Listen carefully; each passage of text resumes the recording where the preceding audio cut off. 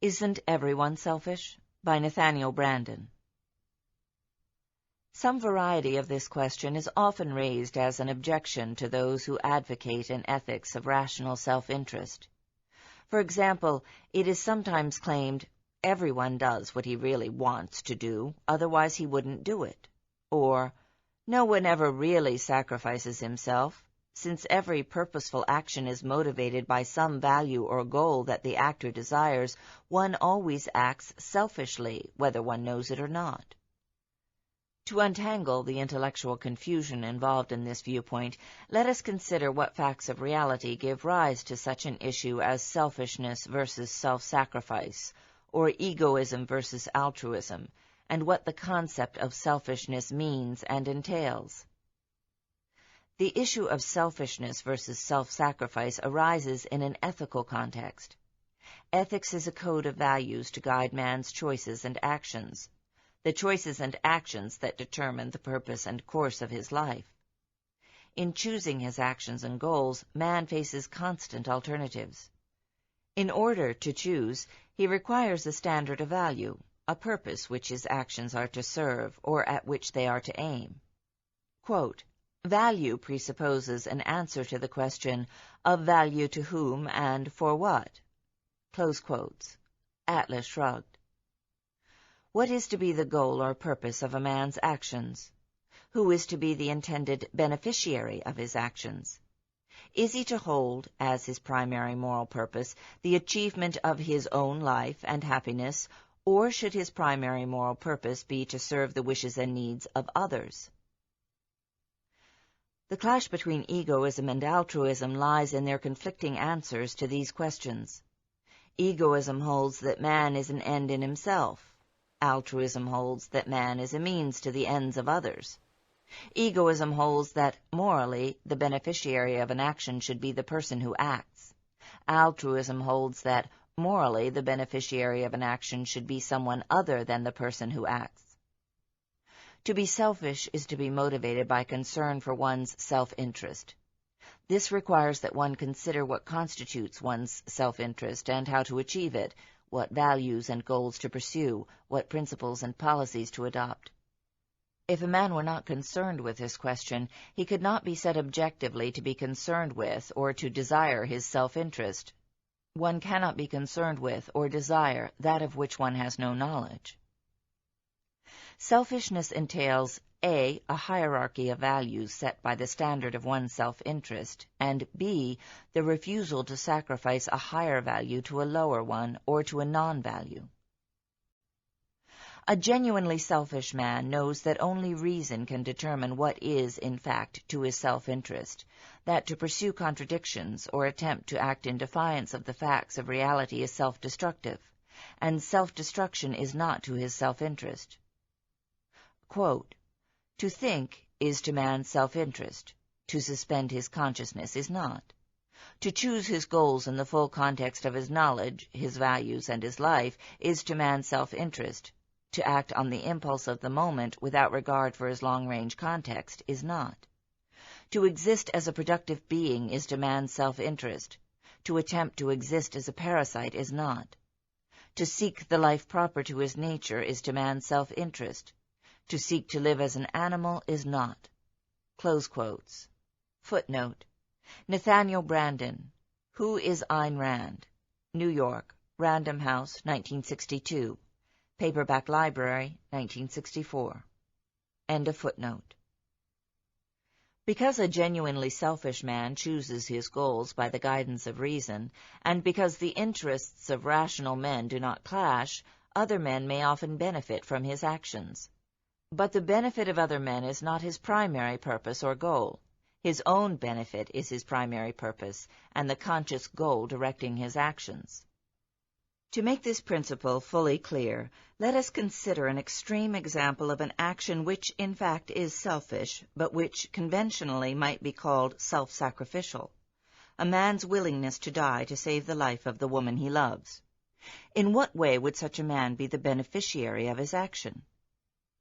The answer is given in Atlas Shrugged, in the scene when Galt, knowing he is about to be arrested, tells Dagny, If they get the slightest suspicion of what we are to each other, they will have you on a torture rack, I mean physical torture, before my eyes in less than a week.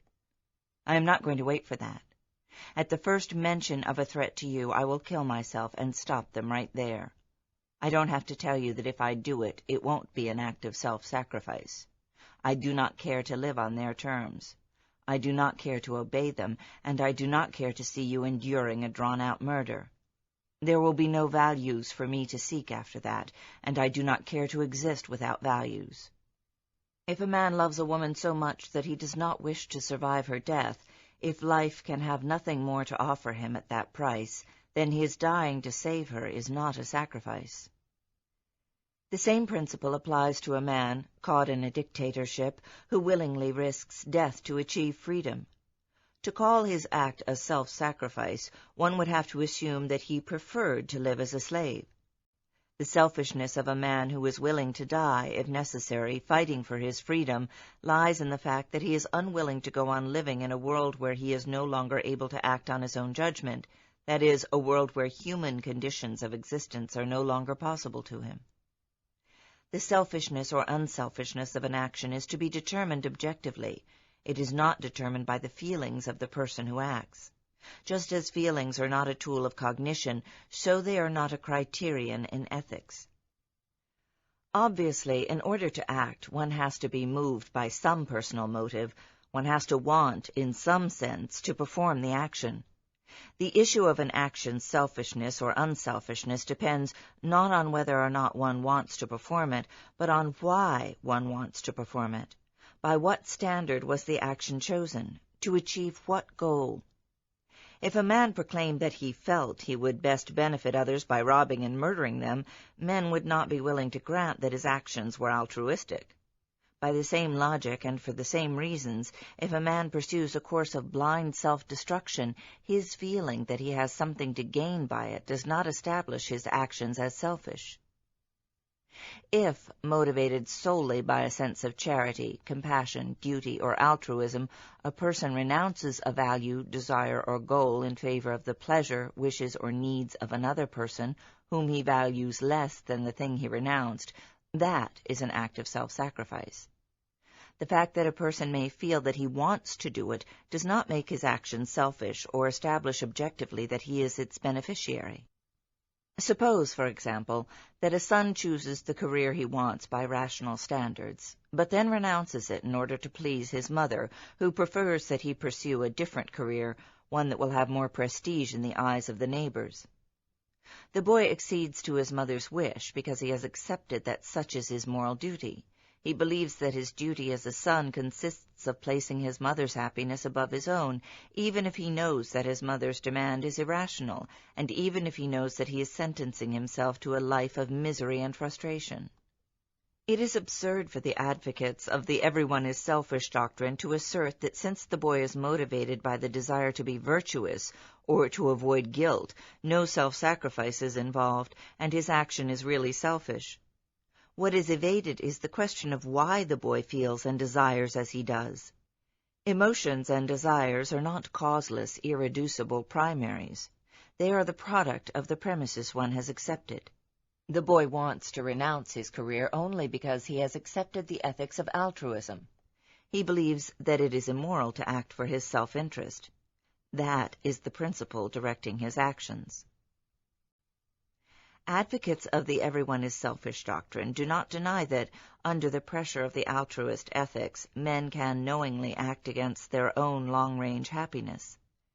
They merely assert that in some higher, undefinable sense, such men are still acting selfishly. A definition of selfishness that includes or permits the possibility of knowingly acting against one's long-range happiness is a contradiction in terms. It is only the legacy of mysticism that permits men to imagine that they are still speaking meaningfully when they declare that one can seek one's happiness in the renunciation of one's happiness. The basic fallacy in the everyone is selfish argument consists of an extraordinarily crude equivocation. It is a psychological truism, a tautology, that all purposeful behavior is motivated. But to equate motivated behavior with selfish behavior is to blank out the distinction between an elementary fact of human psychology and the phenomenon of ethical choice. It is to evade the central problem of ethics, namely, by what is man to be motivated? A genuine selfishness, that is, a genuine concern with discovering what is to one's self-interest, an acceptance of the responsibility of achieving it, a refusal ever to betray it by acting on the blind whim, mood, impulse, or feeling of the moment, an uncompromising loyalty to one's judgment, convictions, and values, represents a profound moral achievement. Those who assert that everyone is selfish commonly intend their statement as an expression of cynicism and contempt. But the truth is that their statement pays mankind a compliment it does not deserve. September 1962.